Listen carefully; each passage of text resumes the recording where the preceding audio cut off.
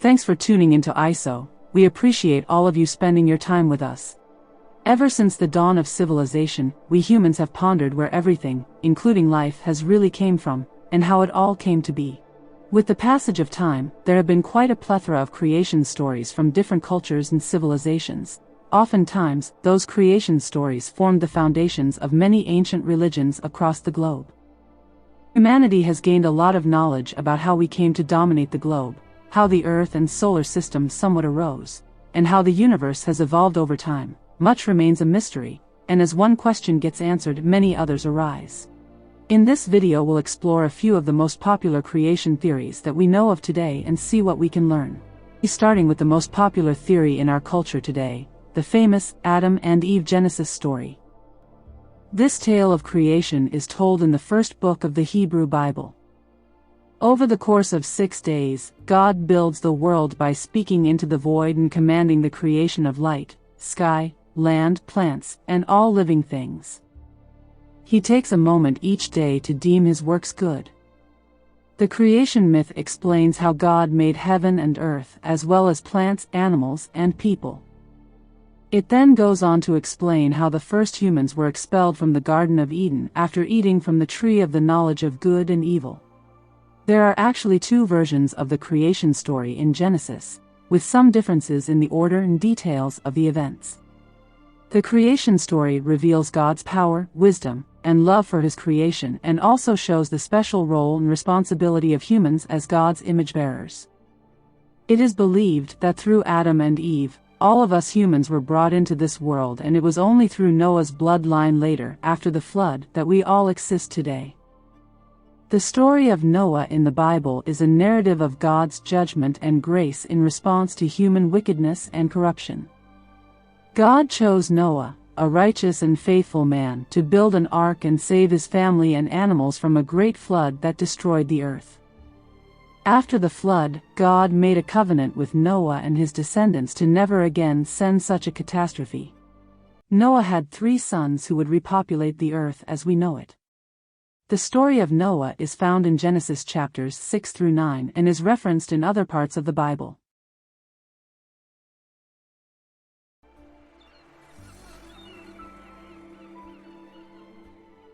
Next was the Eridu Genesis. This story is dated to 1600 BCE but is thought to be much older, preserved by oral tradition until committed to writing.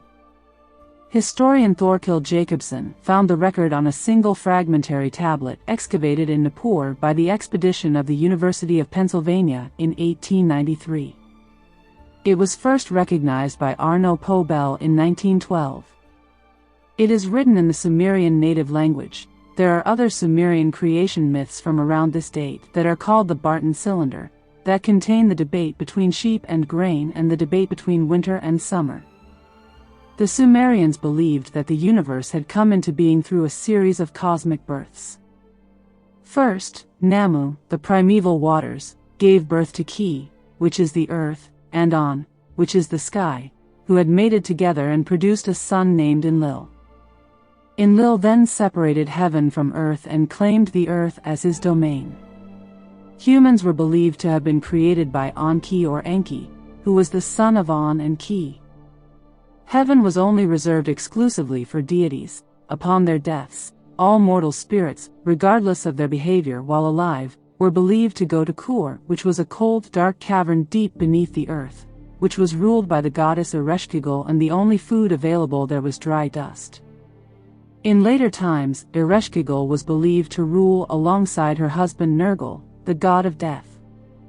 But before the appearance of human beings, the elder gods made the younger gods do all the work on the earth, so after digging the beds for the Tigris and Euphrates rivers, the young gods finally give up and complain. Enki, the god of wisdom, suggests the immortals create something new, like human beings, who will do the work instead of the gods. One of the gods, Wiilu, also known as Ilawela or Geshtu, known as a god who has sense, offers himself as a sacrifice to this endeavor and is killed. The goddess Nintu, the mother goddess, also known as Ninhursag, adds his flesh, blood, and intelligence to clay, and creates 7 male and 7 female human beings.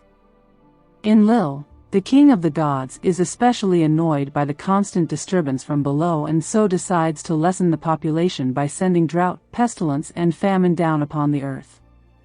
At first the gods enjoy the leisure the human workers afford them, but in time, the people become too loud and disturb the gods' rest. After each of these plagues, the humans appeal to the god who first conceived of them, Enki, and he tells them what to do to end their suffering and return the earth to a natural productive state. Enlil, finally, can't stand no more and persuades the other gods to join him in sending a devastating flood to earth which will completely wipe out the human beings. The story centers on a person named Utnapishtim, also known as Atrahasis or Zeus Sudra, who at Enki's suggestion, builds a large boat with the help of the gods and fills the structure with the seed of life. After the waters subside, Enlil and the other gods realize their mistake and regret what they have done, yet feel there is no way they can undo it. At this point Atrahasis comes out of his ark and makes a sacrifice to the gods. Enlil, though only just before wishing he had not destroyed humanity, is now furious at Enki for allowing anyone to escape alive. Enki explains himself to the assembly. The gods descend to eat of Atrahasis' sacrifice, and Enki then proposes a new solution to the problem of human overpopulation. We must create new creatures who will not be as fertile as the last, he said. From now on, it is declared, there will be women who cannot bear children, demons who will snatch infants away and cause miscarriages, and women consecrated to the gods who will have to remain virgins. Atrahasis himself is carried away to paradise to live apart from these new human beings whom Nintu then creates.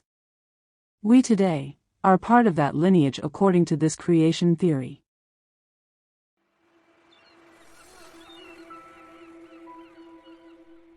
Our next creation story comes from the families of Egypt, and they believe that Nun, the primordial ocean of chaos that contained the seeds for all to come, was all there was at first. The sun god rested in this tangle of waterways. He eventually forced himself out of chaos as Ra and independently gave birth to Shu and Tefnut. Geb and Nut, the ground god and sky goddess, were born from the union of Tefnut, the goddess of moisture, and Shu, the god of air. The physical cosmos was thus established. Ra's tears were used to make men. After ages passed and Ra became old, the unappreciative race of mankind plotted to have Ra killed. Ra summoned a meeting of the gods in a fury after learning of their schemes. Ra then sent the goddess Hathor to eradicate humanity after the gods determined it ought to be wiped off. Hathor did a good job of it, slaughtering tens of thousands of men until there was barely any remaining. Ra eventually changed his mind, deciding to save man. However, Ra just felt that he had enough of the planet and went up into the sky, leaving Shu to take over as ruler, and at that time, the modern world had already been developed. Against the orders of Ra, Geb, the earth god, and Nut, the sky goddess, decided to get married. Then Ra in his wrath ordered Shu, the air god, to separate them. Shu defeated Geb and raised Nut aloft, separating them permanently. However, Nut was pregnant and Ra had decreed that she could not give birth in any month of any year. Seeing her plight, the god of learning, Thoth, gambled with the moon for extra light and thus was able to add 5 extra days to the official Egyptian calendar of 360 days. On those 5 days Nut gave birth to Osiris, Horus the Elder, Set, Isis, and Nephthys successively. Osiris became the incarnation of good, while Set became the embodiment of evil. In this manner the two poles of morality were fixed once and for all. So, the ancient Egyptians believed that our soul was made up of many parts. In addition to these components of the soul, there was the human body. Because the earth was created magically, Egyptians believed that the world was imbued with magic and so was every living thing upon it. When we were created, that magic took the form of the soul, an eternal force which resided in and with every single human. The concept of the soul and the parts which encompass it has varied from the Old Kingdom to the New Kingdom, at times changing from one dynasty to another, from 5 parts to more.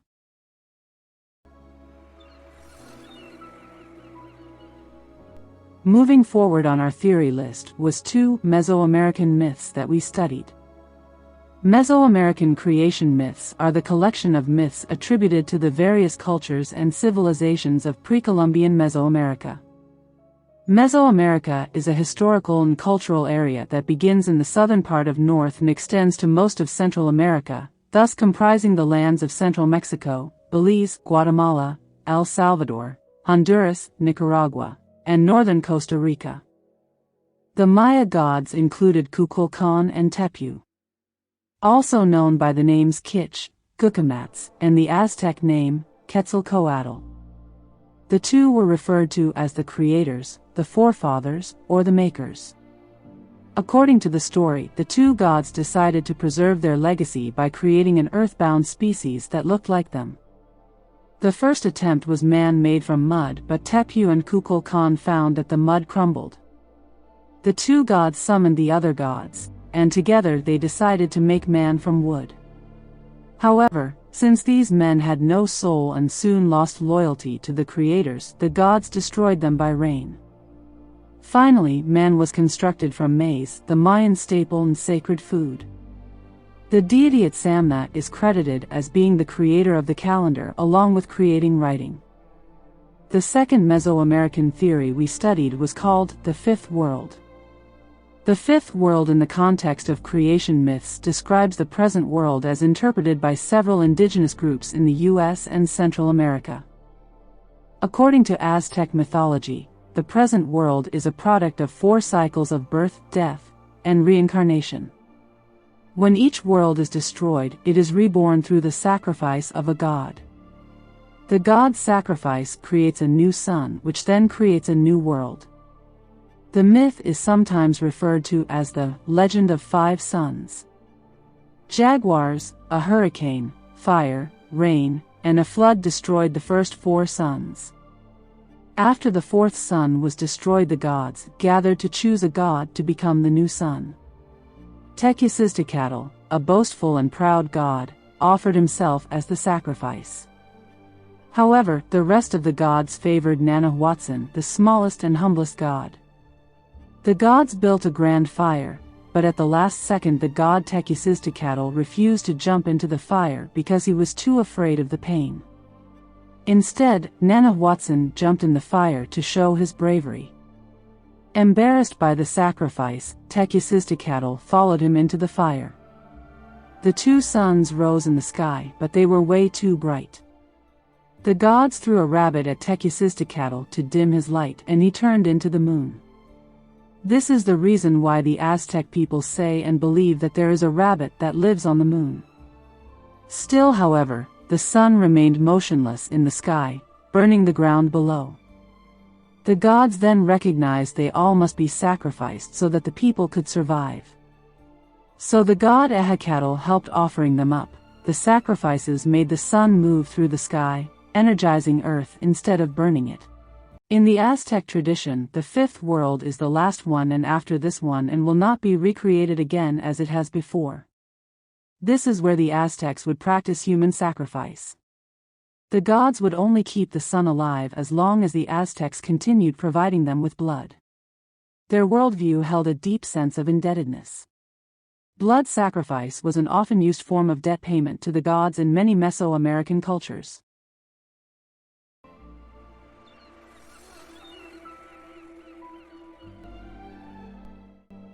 Next on the list was an interesting theory named Pangu. Pangu is a primordial being and creation figure in Chinese mythology who separated heaven and earth, and his body later became geographic features such as mountains and rivers. The first writer to record the myth of Pangu was thought to be a man named Su Zheng during the Three Kingdoms period. However, his name was found later in a tomb that predated that time. They believe that in the beginning, there was nothing and that the universe was in a featureless, formless primordial state. This primordial state coalesced into a cosmic egg for about 18,000 years. Within it, the perfectly opposed principles of yin and yang, became balanced and Pangu emerged or woke up from the egg. Pangu inside the cosmic egg symbolizes Taiji. Pangu is usually depicted as a primitive, hairy giant who has horns on his head. Pangu began creating the world. He separated yin from yang with a swing of his giant axe, creating the earth and the sky. To keep them separated, Pangu stood between them both and pushed up the sky. With each day the sky grew 10 feet higher, and the earth 10 feet thicker, and Pangu grew 10 feet taller. This task took yet another 18,000 years to complete. In some versions of the story, Pangu is aided in this task by the 4 holy beasts, the turtle, the qilin, the phoenix, and the dragon. After the 18,000 years had elapsed, Pangu finally died. His breath became the wind, mist and clouds, and his voice is the thunder. His left eye became the sun, his right eye is the moon, his head is the mountains and extremes of the world. His blood became rivers, his muscles turned into the fertile land, his facial hair formed stars and the Milky Way, his fur became the bushes and forests, his mighty bones were the valuable minerals, and the marrow became our precious jewels. His sweat is the rain, and the fleas on his fur carried by the wind became animals, and in other versions of the story, his body turned into the mountains. So finally, when the earth had thus been shaped from the body of Pangu, we are told that 3 great rivers successively governed the world, first the celestial, then the terrestrial, and finally the human sovereign. They were followed by Yangcheng and Sui Zhen, the fireman, who later we find out is the Chinese Prometheus who brings the fire down from heaven and taught man its various uses. In this video we went over just a few of the many creation stories throughout our culture today. We hoped you gained some wisdom and understanding to how we might have came into existence and where life itself was formed. We hope to see you for part 2, so from all of us at I.S.O.E, stay blessed, stay safe, stay woke.